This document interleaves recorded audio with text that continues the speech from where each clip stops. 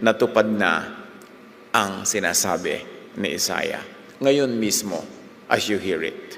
As you hear me, read it. Actually, ang tinutukoy dito is the year of the Jubilee.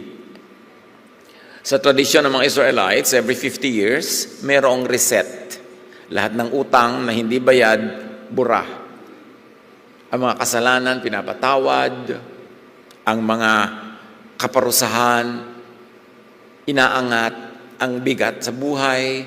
At maraming mga bilanggo ay pinapalaya. Parang bagong simula. And every 50 years, nagaganap yun. At yun ang observance nila. Isa itong protection ng society, ng religion, sa mga kawawa, sa mga api, sa mga walang kapangyarihan. Pero once every 50 years lang. Kaya may mga religious customs ang iba't ibang mga grupo na every 50 years marami ring napapatawad, may mga kasalanan na napapatawad, may mga pupuntahan kang lugar na nag-grant ng mga kapatawaran sa mga kasalanan. Merong Jubilee tradition. Ang pinagkaiba ng binasa ito ni Jesus, sabi niya, hindi lang ito isang taon every 50 years. Ngayon, magiging totoo na to every day of your life. At siya ang magiging daan para maging totoo yun. Can you imagine what burden is lifted by that statement from Jesus? If only people would realize the true value of what he said. The language of Isaiah 61 read by Jesus was understood as Jubilee language, echoing Leviticus 25 themes of release, restoration, and social reset. Built in sa kanilang kabihasnan itong Jubilee.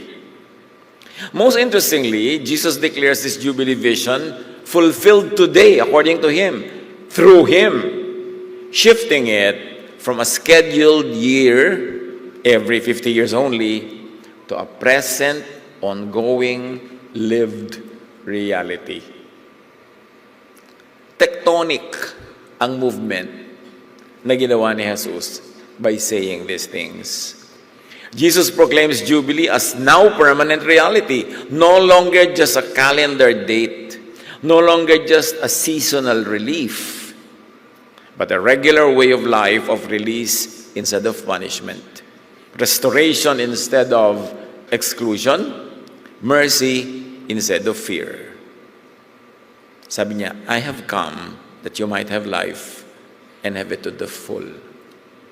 Come to me, all of you who are tired and heavy laden, and I'll give you rest.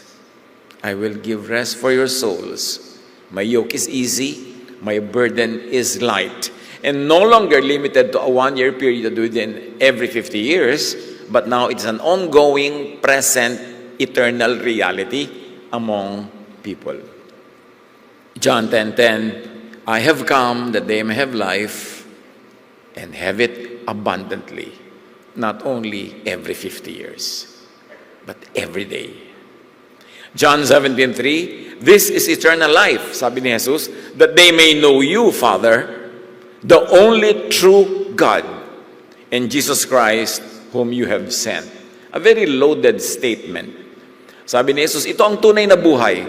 Ito ang buhay na walang hanggan, na makilala kayo, Ama, na kayong kaisa-isang tunay na Diyos. At ako ang iyong anak na isinugo nyo upang kayo'y ipakilala.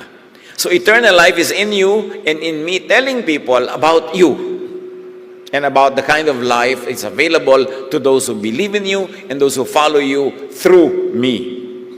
Earthly life, when seen from eternity's vantage point, it's not just a preparation for the next life, as is commonly believed, but is already an integral portion of eternal life. Ang buhay na ito, ngayon, sa lugar na ito, saan yun ang buhay na ito, ay hindi lang preparasyon para sa buhay na walang hanggan. Ito'y kasama na, simula na, at bahagi na ng buhay na walang hanggan. Isang malaking shift of understanding yon. Kasi maraming iniisip, ang buhay dito'y pagsubok, para lamang magkaroon ka ng qualification, magkaroon ng buhay na walang hanggan. But Jesus says, eternal life is this, knowing you, and knowing me, who makes you get known.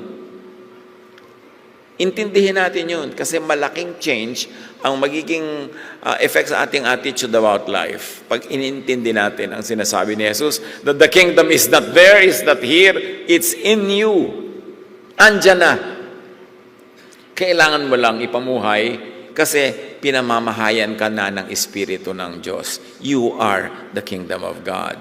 Not a political entity, not a nation, not a race, not a building, not a religion, but you are the temple of the living God. Can you imagine what kind of freedom is brought about by that realization? Dramatically presented at Pentecost when the Holy Spirit descended on everyone present and everyone was given the gift of the Spirit. Pagka ganito mga New Year or mga new week of the New Year, ipinagdiriwang ng marami ang pagbabago by counting days, making promises, and raising hopes. Pero hindi naman talaga nare-reset ang buhay at midnight. Kahit ano pang countdown ang gawin mo, hindi naman pagpitada ng alas 12 talaga na bago yung buhay mo. May pa-countdown pa. Life goes on. Carrying unfinished stories, habits, wounds, and hopes with it. Ang mahalaga, maunawa ang buhay. Hindi lang magbilang ng mga araw at mga taon.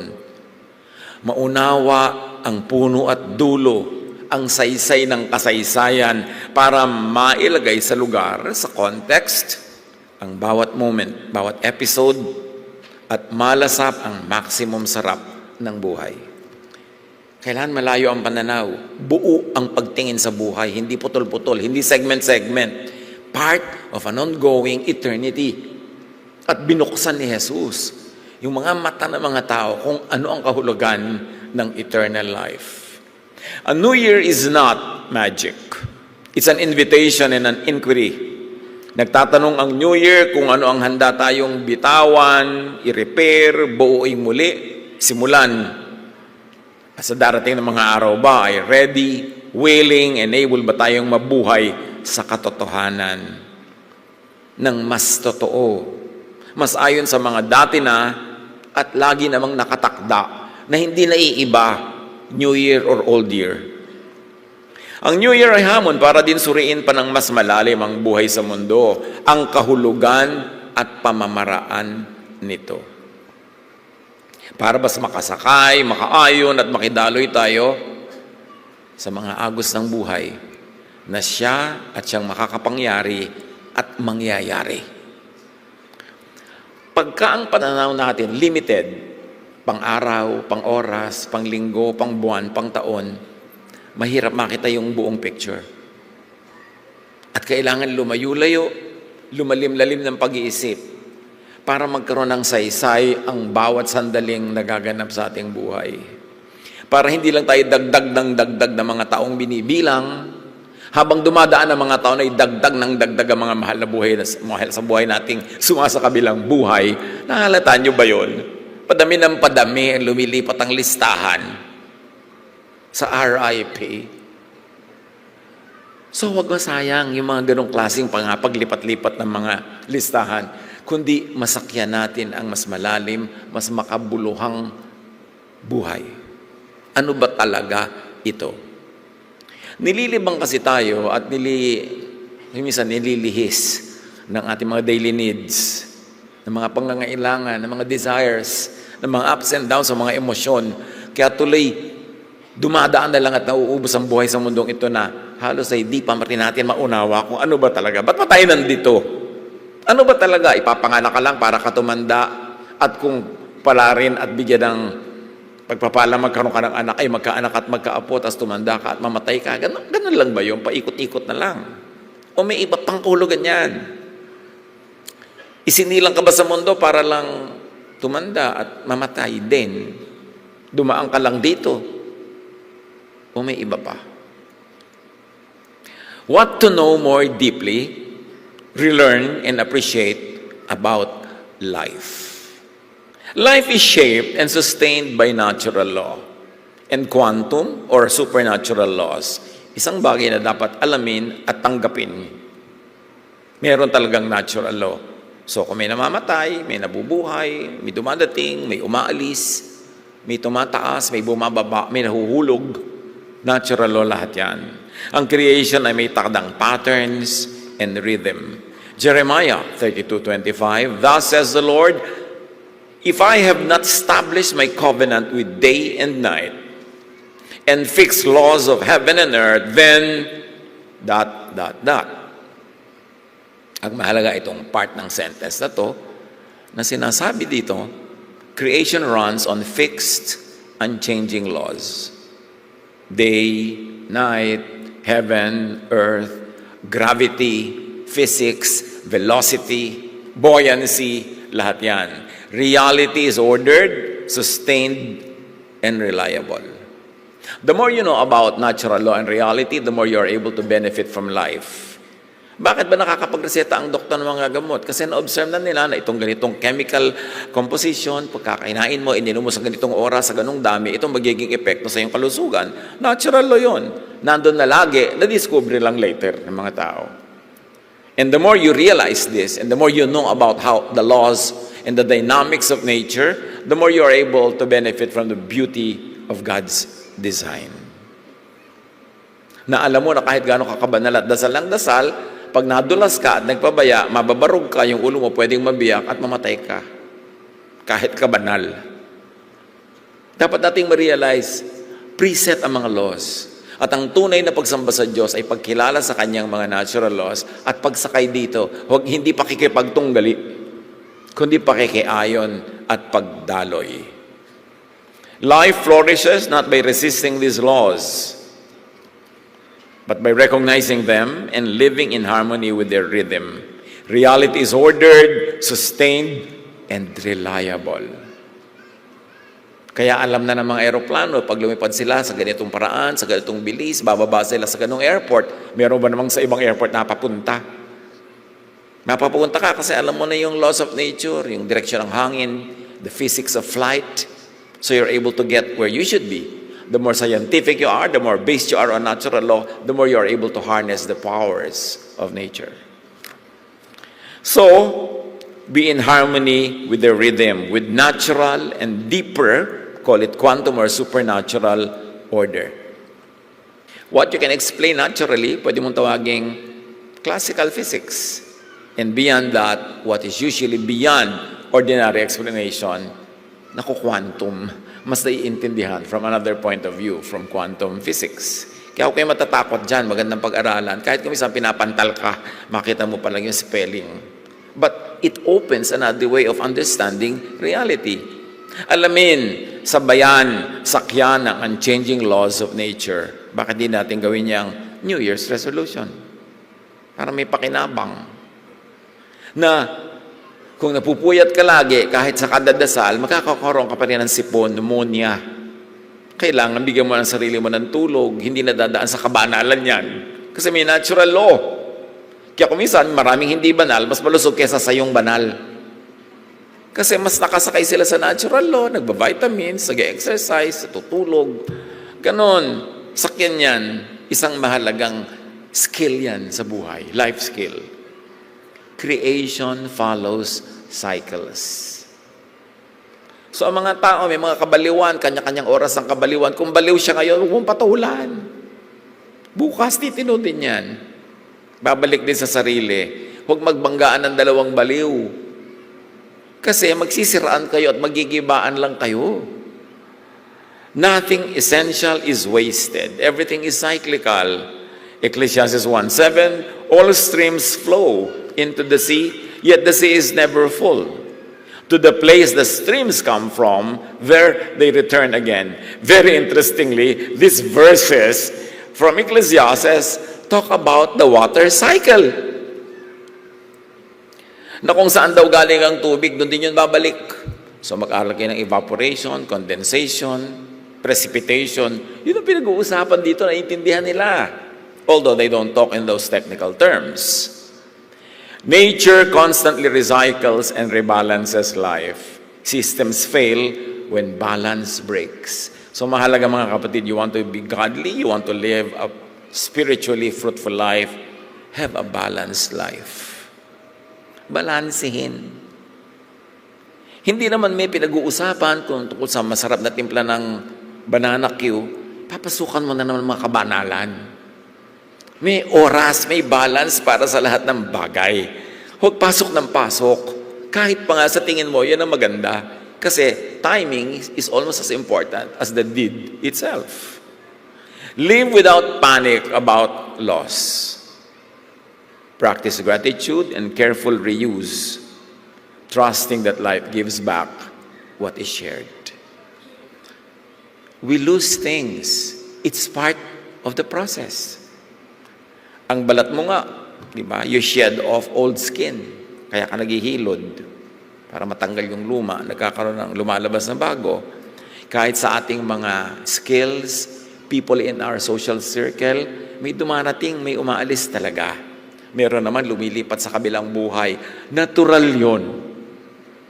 So, meron tayong lungkot kumisan, lalo't kung talaga namang malapit sa loob natin. Pero, accept it as part of reality. Part yun ng buhay. Huwag ka makipagtunggali doon dahil hindi ka mananalo. Mapapagod ka lang, mapupudpud ka, mauubos. Tanggapin mo na pag may nawawala, something's lost, something's gained in living every day. May mga magagandang hikaw na biglang, ay, nawala. Pero kung ipagluluksa mo ang bawat hikaw na nawawala, can you imagine what miserable life you will live? Siyempre, mag-iingatan mong hindi mo wala, o kung nawala, hanapin mo naman ng konti man lang, pero kung talagang hindi mo na makita, give it up as something lost and look at what you gained that day. Because every day, something is lost and something's gained. Buksan ang mata. Hindi lang doon nakatingin sa nawawala, nalulungkot tuloy. Lagi namang may kapalit. Madalas ka nauuna pa yung kapalit. Receive, give. Share, receive, give. That's how you live life. Share. Share whatever is good to share, except your spouse. Share. Ang mga anak nyo, share. Share with their friends. Share with their future spouse or present spouse. Hindi naman inyo lang. Ang taong luluwag ang buhay, luluwag ang kalooban, yung marunong mag-share. Yung hindi yung kapit-tuko sa lahat ng mga bagay na gusto niya, kanya lang. Hindi yun mangyayari. It's against the law of nature. Because nurture runs on sharing, on recycling. Walang nawawala, paikot-ikot lang, kahit buhay, kahit mahal sa buhay. Narito lang tayong lahat, paikot-ikot in various forms. Tulad ng water cycle, kuminsan liquid, kuminsan solid, kuminsan vapor, pero nandyan lang din. Because since the creation of the world, not one drop of water was ever lost or gained. Doon napakagaling ng Diyos na creator natin, mag-recycle. So ganun din tayo dapat. You should be able to recycle feelings, recycle dreams and aspirations. May nabapalitan, may nawawala, may dumarating. Huwag makipag-contest dyan. It is the law of nature. And very importantly, pag nawawala o parang papunta na sa pagwala, let go. Let go. I always ask people, yung mga namamatayan, usually gusto kong pumupunta sa mga namamatayan, yung oras na hindi matao, para makapagsarilinan kayo ng mga naulila. Hindi yung ang dami-daming tao, wala na kayong meaningful conversation. At isa kong laging tinatanong, na-release mo na ba? O yung asawa mo, sumakabilang buhay, na-release mo na ba? I-release mo na. Tinawag na ng Panginoon, kinuha na. Huwag ka na magkapit-tuko. Lima na lang gusto mong sumama na una. Kung hindi naman, release mo. Kasi kahit ano naman ang pagpilit mong huwag i-release, kinuha na eh. Luwagan mong dibdib mo. Ano man yun. Meron mga nahihiram tayo mula sa Diyos, sandali. Pero isosoli mo yan. Lalo kagandahan. Sandaling-sandali lang ang pahiram niyan. Isoli mo na kung kinukuha na. Huwag mo na ipagpilit ang magmukhang 14 kung 80 ka na. Mapapagod ka eh. Release. Let go. Live in your reality. Isang bagay yan. At may 50 lang tayong iisa-isahin ngayon. Kaya sana nagbaon kayo ng tanghalian. What else do you know more deeply about life para ma-appreciate natin ang kahulugan nito? Humans appeared late in creation. Nauna na yung mga iba. Pati mga tuko, mga palaka, nauna na. Not as owners, but as stewards. Ang tao huling nilikha, kahuli-hulihan, tapos nagpahinga na ang Diyos. Realize what that means. We are not creators, we are not owners, but we are stewards. Tagapangalaga lang, nakakahiram-hiram mula sa Diyos. Being created in God's image means responsibility to care for creation, not exploitation, and not ownership. You don't own anyone. You don't own your spouse, you don't own your children, you don't own your parent, you don't own anyone. Tayo yung mga binigyan ng Panginoon ng assignment to care for one another, not to possess one another. The more we understand that, the easier life would be for us and for those we love. Genesis 2:15, the Lord God took the human and put him in the garden to work it and take care of it. Kahit nature, trabaho natin yan, alagaan, hindi yung ide-develop, na ibig sabihin, kakalbuhin mo yung gubat, ifa-flatten mo yung lupa, tatambakan mo ang mga ilog para maging lote mo. Hindi yun development, yun ay distraction. And the more we realize that kind of responsibility, and the more we are serious about doing that kind of work, the easier it will be for us and for everyone around us to have a better life.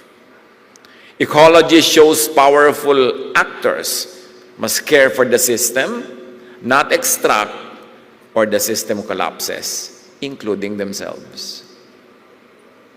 Hanap tayo ng life sa Mars, sa Moon, tapos sinisira natin ang lahat ng life forms dito sa sarili nating planet. What kind of foolishness is that? Hanap ng trace of water sa Mars, tapos yung mga water natin dito, pinupulyot natin. Sinisira natin yung mga water tables. Come on! Dapat ma-realize natin that we don't own. We are custodians. Nakikihiram, nakikigamit, hindi mayari. Treat body, people, land, money, power, ano pa man, as entrusted, not possessed. Share. Nothing is ours. Let go. Set free. Give way. Huwag magkamal ng mga bagay na hindi mo naman kayang ubusin kahit sa isang buong lifetime. Sayang ang pagod. Mapupunta din yan sa iba. Pag hindi para sa'yo, pag hindi sapat sa'yo, mapupunta sa iba. Rest is built into reality. Isa pa natin yan dapat isipin. Endless, fruitless labor is ungodlike. And this is what makes me sad when I see many people that are so underprivileged, so deprived. Kulang na kulang ang kinikita, kulang na kulang ang pera, ang oras para sa sarili, nagasgas na ang buhay katatrabaho araw-araw, hindi naman tamad pero hindi makaahon sa hirap, hanggang mamatay na lang nang nakalugmok pa rin sa kahirapan. Parang nadaya, hindi niya nalasap yung mga niloloob ng Diyos na lasapin niya sa buhay na ito, because some people are so selfish and so greedy, depriving everyone else who are under their power. At tayo man, kahit yung kusa natin pagtatrabaho, yung trabaho ka ng trabaho, you should never forget that God ordered us to rest. Hebrews 4:10, anyone who enters God's rest also rests from their works, just as God did from His. As much as our resources will allow, observe more rest. Magulang ka, mag-rest ka rin kahit mahal mo ang mga anak mo at gusto mo mag-provide. Hindi yung uubusin mo na lahat ng lakas mo para sa mga anak mo, which is not bad, pero dapat marunong ka mag-balance na may matira sa iyong sarili, marunong ka rin magpahinga, marunong ka magbigay sa sarili mo rin ng mga bagay na gusto mo, kasi pareho ka nila kasama ka sa gusto ng Diyos na lumasap ng kabutihan niya. Huwag sobrang magsakripisyo to the point na ikaw na yung wala nang natamasang kabutihan. Rest is not only pagpapahinga sa pagod. Yun ay pagtigil sa lahat ng mga bagay na umaagaw sa ating atensyon para magkaroon tayo ng oras na mag-isip-isip, magbulay-bulay tungkol sa mas matataas na bagay na dapat marating ng ating espiritu. But when you are too busy toiling just for survival, you are deprived of the opportunity to think of the much nobler things that will elevate your spirituality, your consciousness, your personhood. And this is what poverty does to people. Inaagawan sila ng time, talent, treasure para mapaasenso ang kanilang espiritu, ang kanilang kaluluwa, ang kanilang pagkatao. Growth and repair occur during rest. Chronic stress without recovery degrades immunity, cognition, and even lifespan. Kahit sa mga nagba-bodybuilding, kailan lumalaki ang muscle ng bodybuilder? Hindi habang nagbubuhat siya ng mga weights. Bukas, sa rest day niya, doon nag-grow yung muscle. Growth happens at rest, not at work. So dapat huwag mong i-deprive yung sarili mo ng rest. Kahit mental growth, nangyayari yan when you're at rest. Kaya pag may mga kukuha ng board, mga exam, mga bar, maglalapitan sa akin, pag-pray niyo po ako, pag-pray niyo po. Ano bang balak mo between now and next week na exam mo na? Naku, mag-aaral pa po. Tumigil ka na. Di ba siya na taong ka na nag-aaral? Ba't mo ngayong kakadarapa ka ng last week? Makakalimutan mo lang lalo yan, maghahalo-halo sa utak mo. Magsine ka, mag-spa, kumain ka ng banana Q, manguyakoy ka sa balde, umupo ka dito, magtingin ka ng view, para ma-rest ka, lahat ng pinag-aralan ng mga maraming taon, babalik yan pag natanong sa exam. Magpahinga ka, kasama yon ng iyong growth. Hindi nadadaan yan sa sobra-sobrang non-stop work. Dito tayo dinadaya ng mundo, yung work hard at aasenso ka. Ang nagsasabi lang yan, yung mga employers who want to exploit us. Work smart. Kailangan may pahinga. Schedule real rest as obedience. Not laziness, not indulgence, but obedience to natural law. Bigyang pahinga rin ng kapwa, mahalaga yan, lalo na ang sakop, ang empleyado. When people are under your power, administrative, financial, whatever power, it becomes your duty to God to give people under you rest. Kasi nasa kamay mo yung kapangyarihan kung makakapagpahinga sila or not. So yung kapangyarihan mo, gamitin mo sa pagbibigay ng pahinga, hindi sa pagdadagdag ng needless pagod. Remember, pahiram ang lahat. You don't own even your employees. Lahat tayo, mayroong great employer. So dapat maging responsible tayo for everyone down the line. Jesus restores fullness of life. Lagi nating nadidinig. What does it mean? Kay Jesus, ang buhay ay hindi paglayo, pag-iwas, pagtakas sa mundo. Tulad ng akala ng iba, magpapakabanal, magtatago sa likod ng mga pader. Sasalit sa mga very exclusive group na sila-sila lang ang tao sa kanilang planeta at mundo. No, kay Jesus hindi paglayo at pag-iwas at pagtakas ang tunay na buhay, kundi pakikilahok ng buong buo sa buhay na ipinagkakalob ng Panginoon. Sa buhay na may saysay, may ugnayan, may galak, with feelings. Real involvement and participation in eternal life, as Jesus gives it, is not refusal of the world, but participating fully, fruitfully, gainfully, and happily in the world that God gives us. To be an agent of change, to be a blessing, to be a catalyst. Napakahalagang uriin yun. Hindi sa pag-iwas sa mundo, kundi sa pakikilahok in gainful, fruitful, and loving ways. Eternal life is participation, not escape. Iniisip na iba, ang escape is mawala ka sa mundong ito at lumipat ka sa isang perfect world. No, it begins here. This is the world that God gave us. Pero iniiba ng marami, pinapasama nila yung mundo na ang goal mo laging tumakas at umalis sa mundo. Eh, andito tayo eh. Paano magiging masama ang bagay na nilikha ng Diyos? John 10:10, I have come that they may have life and have it to the full. Where? Here. Now. Not in another time, not in another place. Research on well-being shows meaning, purpose, and connection, not survival alone, produce resilience and vitality. Mas lumalakas ang katawan, mas lumulusog, mas tumatalino pag committed ka sa mga bagay na higit sa iyong daily existence. Mga mission na maikahulugan, pagmamahal sa kapwa, pag-ibig, pagtulong, pagbuo ng magagandang bagay. When you are committed to these things, pati ang iyong health nag-i-improve. Kasi meron kong sense of purpose. So, reject survival-only living.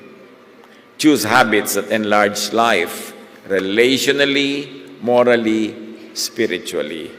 Tanggihan ang pamumuhay na ang hangad ay makaraos lang, na ang motto ay, pwede na yan.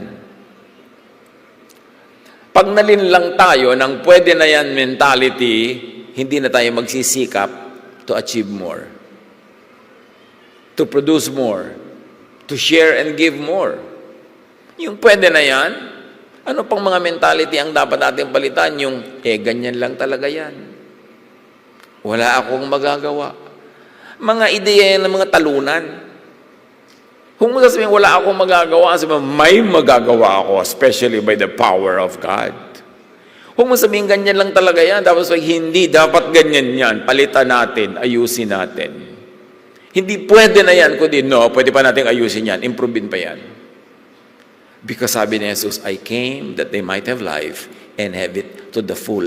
Hindi naman sinabi ni Jesus na pwede na yan. Sabi niya, to the full. Yung todo. Pumili ng mga gawi na nagpapalawak ng buhay, hindi lang lakas ng katawan, kundi sa mga lalim ng ugnayan sa kapwa, linis ng budhi, at paghubog ng diwa na marunong makibahagi, hindi lang mag-survive. Nawa makalampas tayong lahat sa survival mode. Sometimes institutional poverty forces many of us to just survive. No time to think about nobler things, to develop the mind, the spirit, the social grace, the refinements of life, kasi nakagapos sa kahirapan. Kaya dapat tayo makatakas dyan, malampasan yan, baguhin yan with every power and energy that God gives us. Be an agent of change. Be a catalyst of change. Hindi lang complainer. Hindi lang punching bag ng mga makapangyarihan, kundi catalyst of change. Because the Spirit was given to everyone at Pentecost.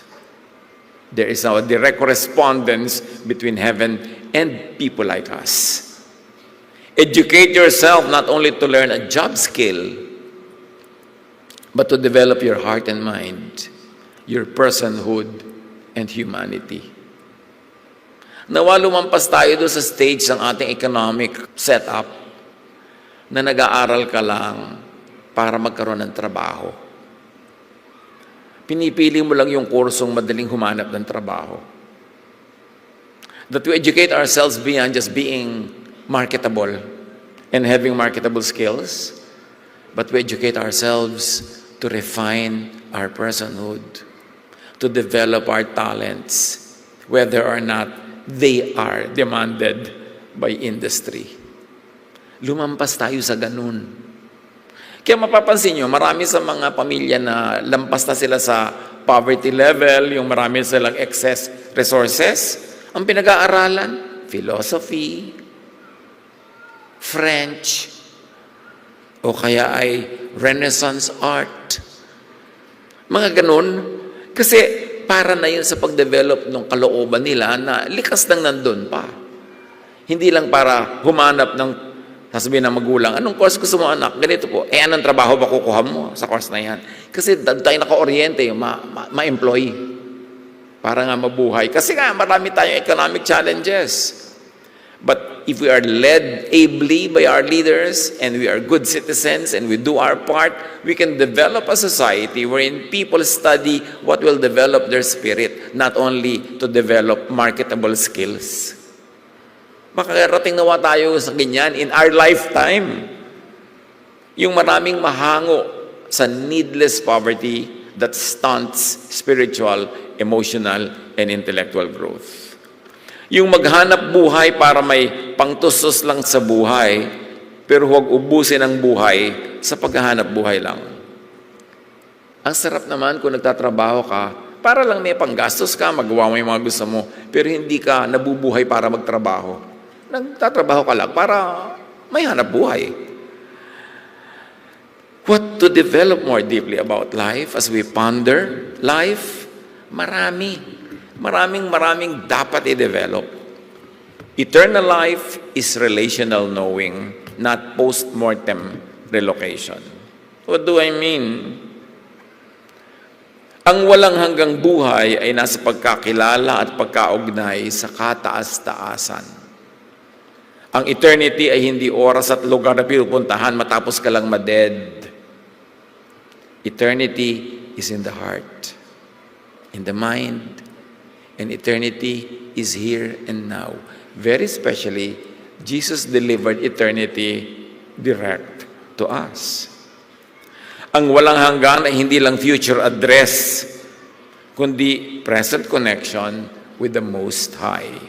Kung gaano mo kakilala at ka-close ang may likha, ganun mo ipapamuhay ang buhay. So your life is a reflection of how much you know the Most High God.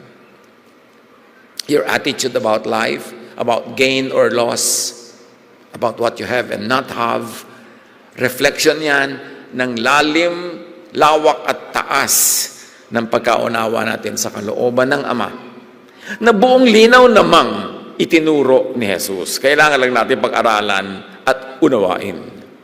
Your earthly and beyond earthly life is shaped by how well you know and how well connected you are to the Creator through the Son.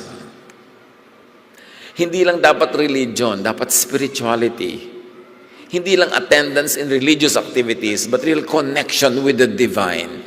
Activities like this can be a link that brings us close to the divine, but mere attendance is not the point. Kaya kahit umaten ka ng umaten buong buhay, pag hindi ka talaga na-connect sa divine, ganun lang, parang motif lang ng buhay natin, yung religious activity. John 17:3, "This is eternal life," sabi ni Jesus, "that they know you, the only true God, and Jesus, me, whom you have sent." Sa definition ni Jesus, anong eternal life? That you know the only true God, the Father of Jesus, the Most High God, and to know Jesus whom He had sent. Pag alam mo yon, naunawa mo, nakasay ka dun sa katotohanan na yon, that is eternal life. Hindi yung joining a religion gets you into eternal life, or doing a certain ritual gets you eternal life, or doing a formula prayer gets you into eternal life. It is knowing the Father of the Lord Jesus, the Most High God. May nangyayari when you vibrate with the vibration of the divine, when you enter the frequency of the Most High God, you are in eternal frequency. Knowing the Creator shapes how we see and live. Knowing does not stay in the mind as thought. It moves out of the world as lifestyle. Kaya sabi ni Jesus, you will know them by their fruits. Sa bunga ng tao, malalaman kung nakakonekta talaga sila sa Ama. Ano ba yung bunga? Di ba yung kapayapaan, pag-ibig, katahimikan ng loob, tibay ng loob, tining, hindi agad-agad na naliligalig, hindi agad-agad nagagalit, natatakot, matining ang loob, payapa ang kalooban, restful. Yun ang bunga ng pagkakilala sa tunay na Diyos. Kaya malalaman mo kung kanino nakakonect, sa tunay na Diyos o sa hindi, kung ano ang bunga sa buhay. Sabi ni Jesus, "A city set on a hill cannot be hidden. You will be known by your fruits." So invest daily in vibrating with the Most High's presence and frequency, not in religious performance. Hindi sa pagbabanal-banalan. It is vibrating with the divine. And I always like to use principles of quantum physics kasi mas nai-illustrate eh. If only we will have a working knowledge of basic principles, hindi iniiba ang katotohanan. Nagkakaroon ng ibang lente through which you see it. Nagkakaroon ng ibang additional lenses yung microscope mo, mas malaki ang nakikita. Or telescope, mas malayo ang nararating. Life is programmed to reproduce, sustain, and cooperate. Interdependence is design. Another principle by which we can live more fruitfully. Life is meant to reproduce, to sustain, and to cooperate. Interdependence is not kapintasan, it is design. Walang nabubuhay mag-isa na puno or full. Ang lakas at ganda ng buhay ay nasa pakikipagtulungan, hindi pagsasarili. Mga magulang, lalo nagpapalaki kayo ng mga bata, turuan sila ng cooperation, hindi ng competition. Yung mga bata, bakit mo gustong ipasok yung anak mo sa ganung school? Kasi very competitive ang training ng school na yun. Talaga, gusto mong isuong ang anak mo sa lifelong competition? What kind of life will be lived always in competitive mode? Laging dapat siya ang most test. Siya ang number 1. Siya ang pinakapanalo. Siya ang pinakamataas ang grade. Gusto mo talaga na maging alipin ng ganong kasinungalingan ng iyong anak? Suriin ang buhay ng lahat ng number 1, winner, top, etc. Masasaya ba talaga lahat? Huwag padaya. Turuan ang mga bata ng cooperation sa kanilang magkakapatid. Hindi yung bata pa, uy, ang ate mo mas maganda kaysa sayo. Uy, mabuti pa yung kapatid mo, mas ganito kaysa sa'yo. Contest ang inilalagay sa utak ng bata, nagiging competitive tuloy. So, ang magiging bunga niyan, selosan, jealousy, competition. Is this the kind of life you want them to really live? Learn from Jesus. Cooperation is the law of nature. Even the species, they survive, they thrive because of cooperation. Even according to studies, mga halaman sa gubat o halaman anywhere, yung mga ugat nila nagtutulungan.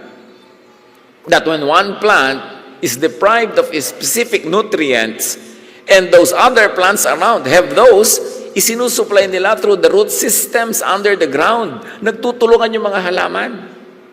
Pag mayroong isang kapwa halaman nila na ina-attack ng mga kulisap o mga hayop na salot sa kanilang mentality, sa kanilang buhay, nag-emit sila ng mga chemicals na nagpapalaya sa mga insekto na yun. Nagtutulungan yung mga halaman, mabuti pa kaysa marami magkakapatid dyan. Na nagsisiraan, nagigibaan. Ano mangyayari doon? Magulong buhay. 1 Corinthians 12:12, just as a body has many parts, but is one, so it is with Christ. Life survives and thrives through cooperation. If you are steeped in this kind of value system, you will raise cooperating with others. Good, continue it. But if not, it's not too late to shift gears, to have tectonic plate changes, to have a new life. Learn to cooperate and to benefit from it. Stop idolizing self-sufficiency. Practice mutual care without apology. What else should be known? We already know, but we should know deeply. God is love. Ang daling sabihin, pero yung maraming tao who claim to be godly, the religious, loving ba? Doon lang naman nagkakatalo. Doon nagkakakilanlan. Kung kilala nga ba ang Diyos, loving ba?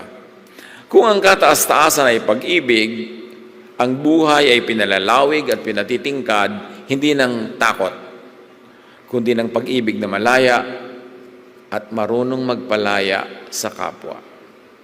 Kung ano mang kapangyarihan ang ipinahiram sa iyo ng may likha, gamitin mo para magpalaya ng kapwa, hindi para magkulong at magtali. Because the ministry of Jesus is to liberate. Love is the sustaining essence of life. 1 John 4:8, whoever does not love does not know God, because God is love. Sinabi bang ang pruweba that you know God is dami ng verses na alam mo? Dami ng courses na natapos mo sa kabanalan? Religious office, title? No. Sabi, whoever does not love does not know God. So suriin ang sarili, suriin ang kapwa. Those that fashion themselves as godly, loving ba? Dun lang. Yun lang ang test. Harmony in love strengthens and sustains love. Ang pagkakaisa at pagkakatugma-tugma ang nagpapalakas at nagpapatibay sa atin sa pagharap sa mga pagsubok ng buhay. Kapag ang mga bahagi ay marunong umayon sa isa't isa, lalo sa pamilya, sa organization, ang lakas ay hindi na uubos kundi nadaragdagan. At ang buhay ay nagiging mas matatag at humahaba. Ang nagpapaiksi ng buhay ang needless competition and competitiveness. Ang pakikipagtulungan ang nagpapalawig at nagpapaganda ng buhay. Evaluate beliefs by whether they produce love or fear. Discard the latter. Paano mo susuriin ang belief system, ang religious doctrine, ang statement of faith, ang correctness?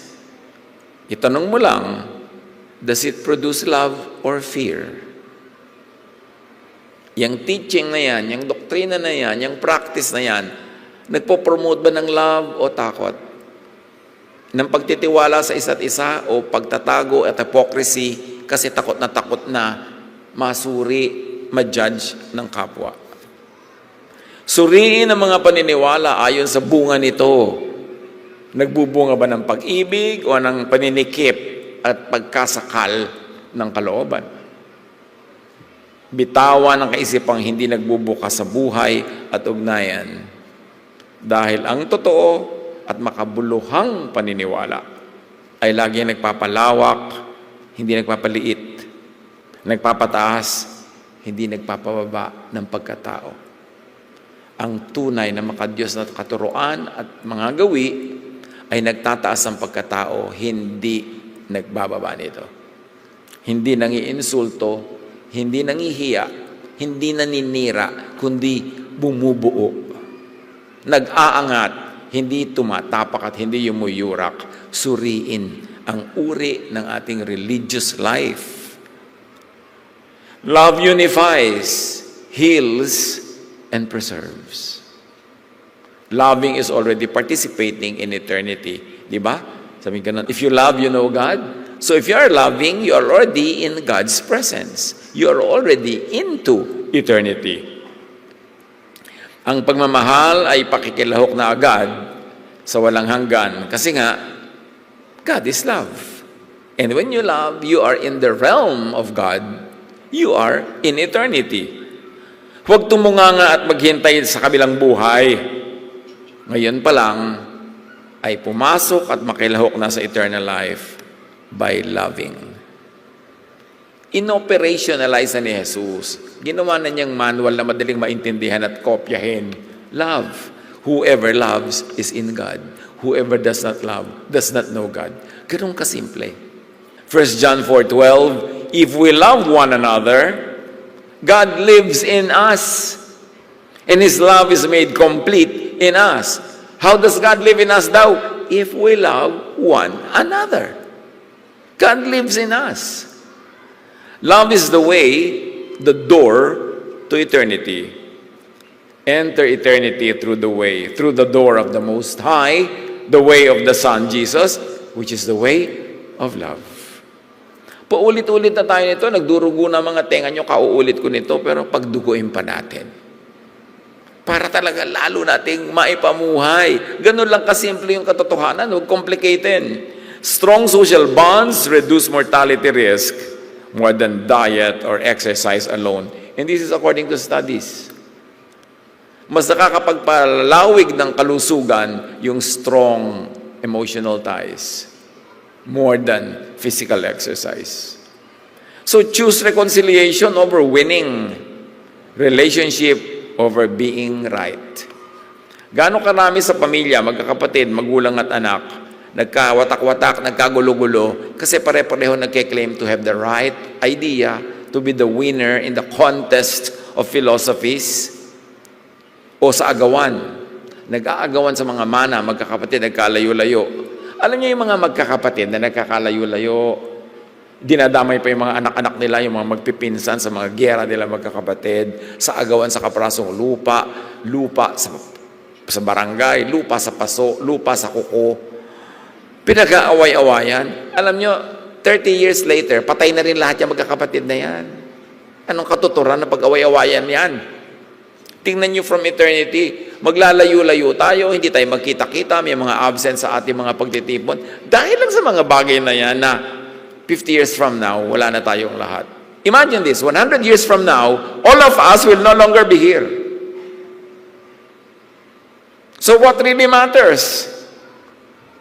To be part of eternity now. Now na, by loving. Ang winner na nawawala ng kaibigan, kamag-anak, kasama, actually, ay loser. So don't always strive to win. Those who lose, especially in arguments, usually keep their friends. At yung laging panalo sa mga pagtatalo, yun ang nawawalan ng mga tao sa mundo nila. Ang kababaang loob na nagpapatibay ng samahan ay may saysay na nagtatagal. Cling to what matters in the long run, to what stays till eternity. And love is forever. Sabi ni Paul, faith, hope, love abide, these three, but the greatest is love. Love is eternal. Nothing done in love ever fades away. It will always be around because love is eternal. Now, let's talk about something very important to understand and appreciate in this life. Death. Death is recycling, not annihilation. Life gives way to life. Death is not an ending. It is just the closing chapter of a never-ending eternity and opens to the next chapter. Bakit natin kailangan itong maunawa at matanggap? Kasi mangyayari at mangyayari. Wala naman nakakaiwas dyan. The more you understand it, the earlier you accept it as part of life, mas magiging mas madali ang lahat. Ang kamatayan ay hindi wakas, kundi paglipat lang at muling pag-ikot, pag-recycle. John 12:24, sabi ni Jesus, unless a grain of wheat dies, it remains alone. If it dies, it produces many seeds. So sa point of view ni Jesus, which is eternal, hindi naman namatay yung seed. Kasi nung inilibing mo sa lupa, maraming ibang sumulpot ng mga bagong usbong, dumami siya lalo. Apply that to all kinds of life forms. Because as far as God is concerned, who is creator of life, ganun lang yun. Death feeds new life. So, face aging, loss, and dying without terror.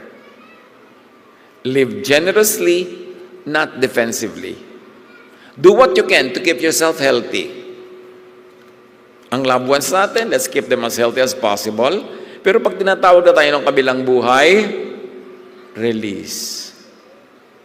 Let go. It's not the end of eternity. It's just the beginning of another chapter. Live well and die beautiful. Yung mamamatay ka na talaga, di mamatay ka. Anong gagawin mo? Hindi mo naman yan mapipigil. Ang mahalaga lang, you are not possessed by regrets. Na ito, namamatay na ako, sayang naman, hindi ko pa naibigay yung gusto ko ibigay sa kay ganon, hindi ko pa namahal si ganyan, hindi ko nadalaw si ganon, hindi ko nagawa yung ganong kabutihan. Dapat wala tayong regrets kasi everyday ginagawa mo na kung ano yung dapat. Nagmamahal ka na, nagbibigay ka na, nag-share ka na, and when you die, die. It's really that simple. Mahirap pag ginagawa mong emotional issue. Pero sino naman nakalutas ng emotional issue niyan? Kaya mga hari, mga pharaoh, mga emperor, mga billionaire, everybody dies. Accept it. Harapin ang pagtanda at paglipat sa kabilang buhay ng may kapanatagan. Hindi ngarag na pagkapit tuko sa earthly life. You cannot hold on to earthly life forever. One of these days you have to give it up. The less struggle, the easier for all. Mamuhay ng bukas palad, hindi tikom, hindi selfish, hindi maramot, sapagkat ang buhay na marunong magbigay at magbitaw ay mas buo kaysa sa buhay na puro kabig, puro kapit. We keep what we give away and lose what we foolishly, selfishly strive to keep. That is the irony of life. Yung ipinamimigay mo, yun ang bumabalik-balik sa'yo. At yung ipinagkakait mo sa iba para sarilinin, yun ang biglang nawawala. Give what you want to receive. Release what you want to keep. That is the secret of a happy life. Life grows, contributes, reproduces, and returns. Kaya cyclical lahat. Walang isinilang para mawala ng saysay. Ang buhay ay may ambag, may bunga, at may balik. Nothing is born to just vanish meaninglessly. Lahat ay may kasaysayan, lahat ay may saysay.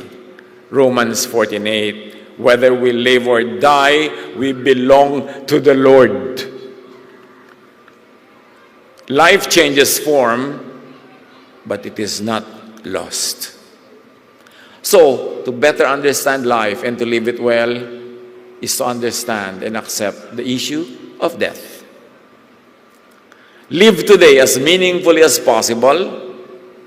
Act as if your life already belongs to eternity because it does. Mamuhay ng may lalim at may saysay beyond just existence. Seen from eternity, life is safe in God's care. Nothing done in love is lost. Walang pagmamahal na nasasayang. Lagi yang may bunga sa walang hanggan. Romans 8:38-39, neither death nor life, nor anything else in all creation will be able to separate us from the love of God. Nothing can separate you from the love of God. Dibdibin. Huwag mamuhay sa takot. Rest in trust. Do not be anxious. Live generously and peacefully. So dapat manahimik, kalma lang.